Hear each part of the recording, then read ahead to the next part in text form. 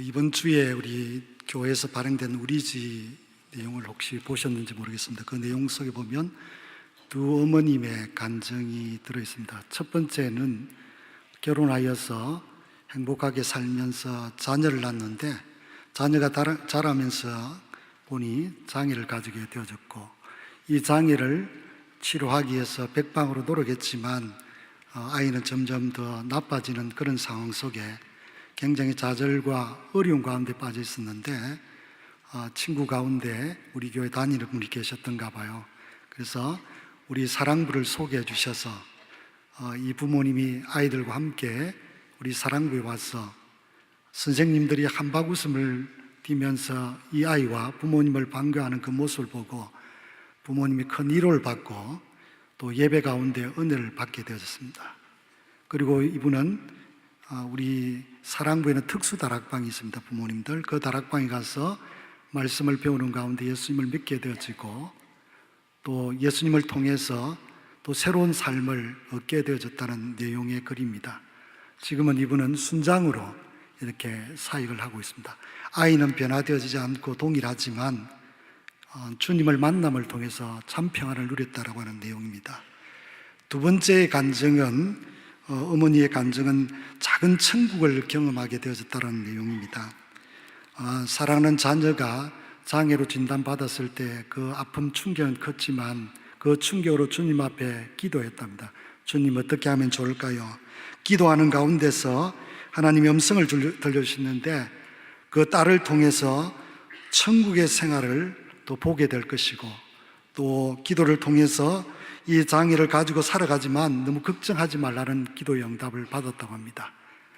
이 아이는 우리 재단에 속한 주간보호센터 하늘동산에 와서 생활하지만 이 아이에게 주신 하나님이 달란트가 그림을 그리는 겁니다. 그림을 통해서 이 아이가 하나님의 영광을 드러내는 모습을 보고 어머님 큰 위로를 받고 지금도 믿음 생활을 잘하고 있습니다. 우리 발달장애인들이 그린 그림이 우리 본당 1층 로비 쪽으로 뒤쪽으로 가면 약 60여 점의 그림이 걸려져 있습니다. 예배를 마치고 여러분들 바로 쏜살같이 집으로 가지 마시고 복도를 한번 쫙 돌아보시면 여러분들 그 아름다운 그림을 통해서 하나님이 우리 각자에게 주신 메시지를 들을 수 있지 않나라고 생각이 되어집니다. 여러분들 이런 아름다운 간증을 할 수 있는 놀라운 사실은 이들에게 우리 교회가 복음을 소개했기 때문에 이런 놀라운 은혜가 있게 되어진 것입니다. 오늘 우리가 읽은 이 야고보서는 우리 성도들이 잘 알고 있는 말씀입니다. 예수님의 동생이었던 이 야고보가 기록한 하나님의 말씀입니다. 원래 야고보는 예수님을 믿지 않는 자였습니다. 그러나 예수님을 가장 가까이에서 보고 경험한 자였습니다. 예수님이 어떤 일을 하시고 어떤 분에게 복음을 전하시고 어떤 분에게 사랑을 베푸는지 직접 눈으로 본 자였습니다. 그가 예수님의 부활 성천 이후에 예수님을 만나게 되고 복음을 전하는 순교자가 되어졌을 때 오늘 이 야고보서를 통해서 우리에게 말하는 예수님의 제자의 삶을 요청하는 것이 아니라 믿음이 실제 행동으로 나타나는 것을 우리에게 요구하는 말씀이 바로 야고보서인 것입니다. 오늘 우리가 읽은 이 2장의 말씀은 우리 교회 안에 사람을 예모로 취하는, 예모로 차별하는, 그래서 좀 부족한 사람들을 무시하는 행동이 얼마나 잘못되어졌는가, 또 그것을 지적하고 그렇게 하지 말라라고 우리에게 경고해 주는 말씀인 것입니다. 초대교회 안에 여러 분류의 사람들이 있었던 것 같습니다. 부자도 있고 가난한 사람도 있고 병든 자도 있고 건강한 사람도 있고 좋은 직업을 가진 사람도 있고 천한 직업을 가지고 있는 사람, 각색의 사람들이 모여있는 곳이었던 것 같습니다. 그 가운데 성도들 가운데 성도들이 예모로 사람을 취하는 것이 오늘 본문 속에 나타나고 있습니다. 2절에서 3절 내용을 보니까 이렇게 되어 있습니다. 금가락지를 끼고 아름다운 옷을 입은 사람이 교회에 들어오면 오늘 본문에 보니까 눈여겨보고 이 사람에 대해서 관심과 친절을 보이지만 반면에 여러분들 남루한 옷을 입고 교회당 안으로 들어오면 여기 앉든지 저기 앉든지 별 관심 없이 무관심과 무시하는 행동들이 나타났다라고 성경 기록하고 있는 것입니다. 사실 우리가 사람에 대해서 관심을 갖는 것은 너무 좋은 행동인 것입니다.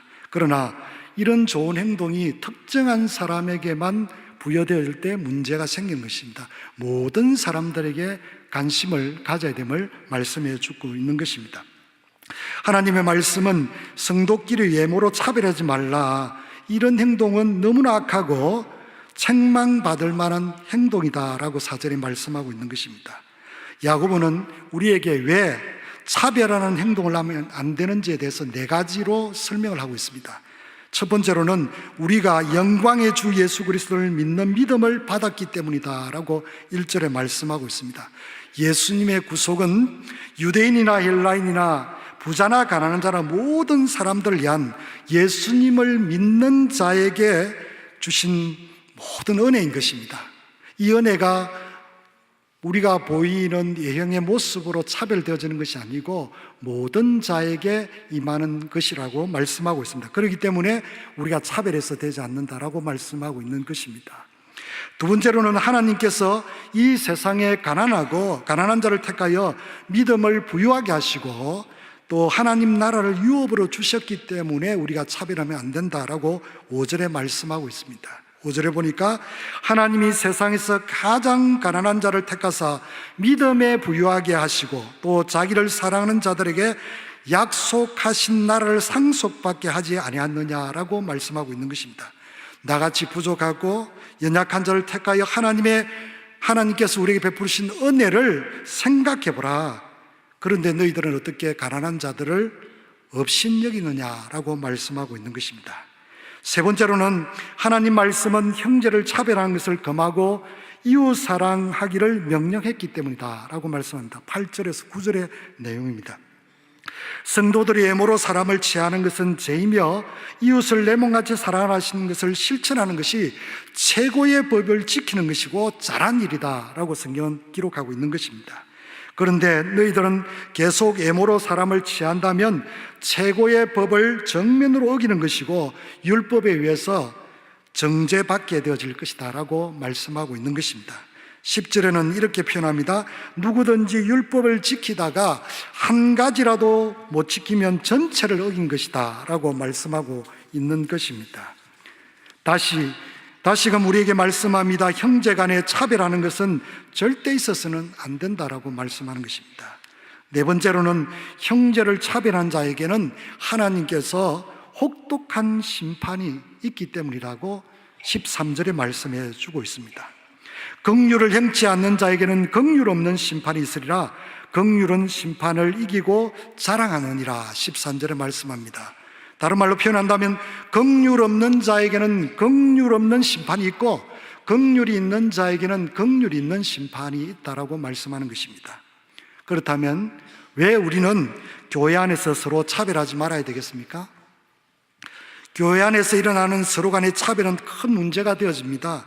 왜냐하면 바로 복음을 듣고 예수를 믿으려고 교회 안으로 들어왔는데 이 차별이란 사람의 보이는 모습으로, 외형적인 모습으로 그들을 차별하게 되어지면 그들은 마음문을 닫아버리고 곧 예수님을 만나지 못하게 되어지기 때문이라고 말씀하는 것입니다. 결국 그들은 교회 안에 성도들의 차별 때문에 교회를 떠나게 되어지고 그들은 영원히 복음으로부터 소외되어진다라고 말씀하고 있는 것입니다. 오늘 본문 속에 차별이라는 단어가 13절까지 3번이 나오고 있습니다. 근데 차별이 뭡니까? 우리 모두가 어떤 모습이든지 당연히 똑같이 함께 누려야 하는데 사람의 모습이나 상황이나 환경이나 또 형편에 따라서 누군가가 함께 누리지 못하는 모습을 표현하고 있는 것입니다. 참 우리 교회는 감사하게도 오래전 우리 장애인들이 예배 드릴 수 있는 공간을 허락해 주셔서 이들로 하여금 그들의 언어로 하나님을 찬양하고 함께 교제하며 하나님을 찬미하도록 해 주셨습니다. 그래서 오늘 이 밤에 우리가 함께 이 본당 안아주시며 본당에서 하나님의 이름을 높이는 예배를 드릴 수 있는 복을 누리고 있는 것입니다.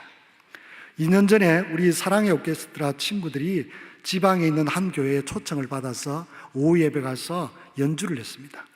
그 연주를 하는 동안에 이 발달 장애인들이 연주하는 모습에 이 성도들이 큰 감동을 받았던 것 같아요. 그리고 거기 어떤 담임 목사님과 장로님 모든 집사님들이 은혜를 받고 올 초에 그 교회 몇몇 선생님들을 우리 사랑부에 보내주셔서 예배를 참관하고 탐방하게 했습니다. 그러고 나서 지난주 4월 15일 날 오후 예배 때 이 사랑부 설립을 위한 오후 예배를 하나님 앞에 올려드렸습니다. 할렐루야. 작은 자를 통해서 복음이 연약한 자들에게 전달되는 놀라운 사역인 것입니다.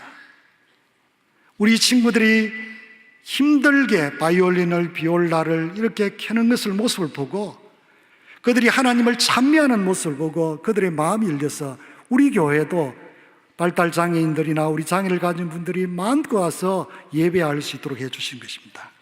마태복음 25장 양과 염소의 부위에서 예수님의 왼쪽에 있는 자들이 심판하실 때에 그들이 예수님께 불만을 토했습니다. 예수님, 언제 우리가 예수님이 줄이거나 목마르거나 나그네 되신 것이나 헐벗은 것이나 병든 것이나 옥에 갇힌 것을 보고 우리가 공양하지 않았습니까? 44절에 이야기했습니다. 그때 예수님이 45절에 이렇게 말합니다. 지극히 작은 자 하나에게 하지 않는 것이 곧 내게 하지 않은 것이라고 말씀하고 있는 것입니다. 오늘 밤에도 골방에서, 병원에서, 거리에서, 감옥에서 우리의 따뜻한 손길을 기다리고 있는 사람들이 너무 많습니다. 아직도 우리처럼 영광스러운 예배를 드리고 싶으나 혹시나 내가 그 교회를 방문해서 나의 모습을 보고 나를 무시하거나 차별받을까 염려되어 가지고 교회 안으로 들어오기를 주저하는 우리의 이웃들이 있음을 우리는 기억해야 될 것입니다. 오늘 사랑하는 성도 여러분들, 우리는 그들에게 따뜻한 손을 내밀어서 함께 더불어 이 안아주심의 본당에 와서 하나님을 찬미하는 이런 놀라운 복음의 역사가 있는 그런 일에 우리 모두가 쓰임 받으면 좋겠습니다.